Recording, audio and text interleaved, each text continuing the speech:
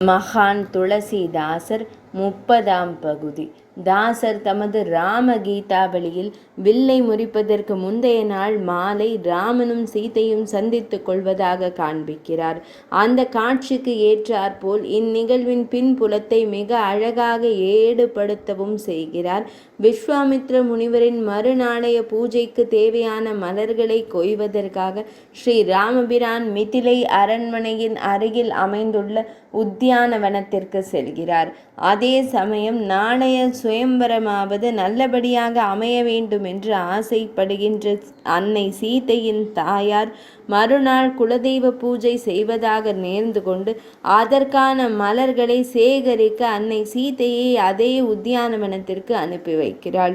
தனது தோழிகள் பட்டாளத்துடன் வருகின்ற சீதை மலர்களை கொய்வதில் மும்முரமாக இருக்கும் பொழுது அவளது தோழிகளில் ஒருத்தி உத்தியானவனத்தில் அடர்ந்த மைய பகுதியில் ராமலக்ஷ்மணர்கள் மலர் பறித்து கொண்டிருப்பதை பார்த்து விடுகிறாள். அவர்களின் பேரழகை கண்டு பிரமித்து போனவள் தனது தோழிமார்களிடம் அவர்களை காண்பித்துவிட ஆசை கொண்டு ஓடோடி வருகிறாள்.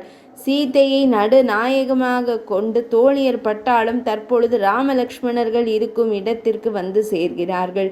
இங்குதான் தேவி சீதையும் பகவான் ஸ்ரீ ராமச்சந்திரமூர்த்தியும் முதலாக நேருக்கு நேர் ஒருவரை ஒருவர் பார்த்து கொள்கிறார்கள். கண்ட அந்த தருணத்திலேயே தேவி சீதை இவரைத்தான் நான் திருமணம் செய்து கொள்வேன் என்று மனதில் நிச்சயித்து விட்டதாகவும் அவளது ஆசையை புரிந்து கொண்ட ராமனும் உன் ஆசைப்படி நானே உன்னை திருமணம் புரிந்து கொள்வேன் என்று உறுதி பூண்டதாகவும் தாசர் இக்கட்டத்தை காட்சிப்படுத்துகிறார். இவ்விடத்தில் இதுவரை எந்த கவியும் கூறாத ஒரு விஷயத்தை மிகவும் தைரியமாக தாசர் பதிவு செய்கிறார். ராமரும் சீதையும் முதலாக சந்தித்து கொண்ட போது நான் அங்குதான் இருந்தேன். அவர்கள் பார்வை பரிமாற்றம் மட்டுமே செய்து கொண்டனர்.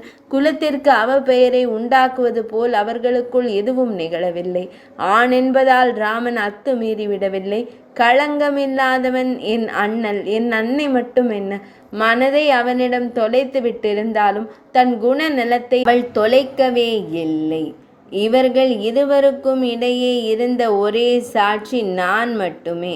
மற்றவர்கள் எல்லோரும் இருவரின் அழகிலும் லயித்து போயிருந்தார்கள்.